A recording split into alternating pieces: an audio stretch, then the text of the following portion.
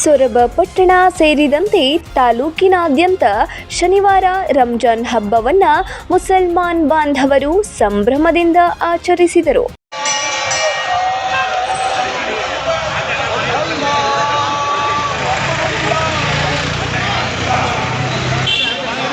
ತಿಂಗಳು ಪೂರ್ತಿ ಉಪವಾಸ ವ್ರತ ಆಚರಣೆಯ ನಂತರ ಮುಸ್ಲಿಂ ಬಾಂಧವರು ಇಂದು ಹಬ್ಬದ ಅಂಗವಾಗಿ ದಾನ ನೀಡುವುದರ ಮೂಲಕ ಆಚರಣೆಗೆ ಹೆಚ್ಚಿನ ಅರ್ಥ ನೀಡಲಾಯಿತು. ಚಿಣ್ಣರು ಹೊಸ ಬಟ್ಟೆ ಧರಿಸಿ ಸಂಭ್ರಮಿಸಿದರು. ಬಂಧು ಮಿತ್ರರು ಮನೆಗೆ ಭೇಟಿ ನೀಡಿ ಶುಭಾಶಯ ವಿನಿಮಯ ಮಾಡಿಕೊಂಡರು. ಮನೆಗಳಲ್ಲಿ ವಿವಿಧ ಬಗೆಯ ಖಾದ್ಯಗಳನ್ನು ತಯಾರಿಸಿ ಸ್ನೇಹಿತರು ಸಂಬಂಧಿಗಳ ಒಡಗೂಡಿ ಸಹಭೋಜನ ಸವಿದರು.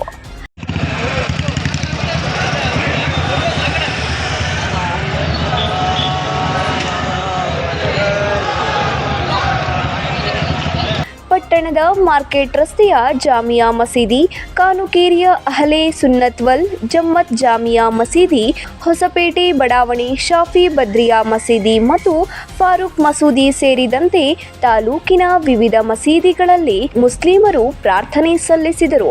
ನಂತರ ಮಸೀದಿಯಿಂದ ಈದ್ಗಾ ಮೈದಾನಕ್ಕೆ ಮೆರವಣಿಗೆಯ ಮೂಲಕ ತೆರಳಿ ಸಾಮೂಹಿಕ ವಿಶೇಷ ಪ್ರಾರ್ಥನೆಯಲ್ಲಿ ಪಾಲ್ಗೊಂಡರು. Sandeep UL 9 live news, Soraba.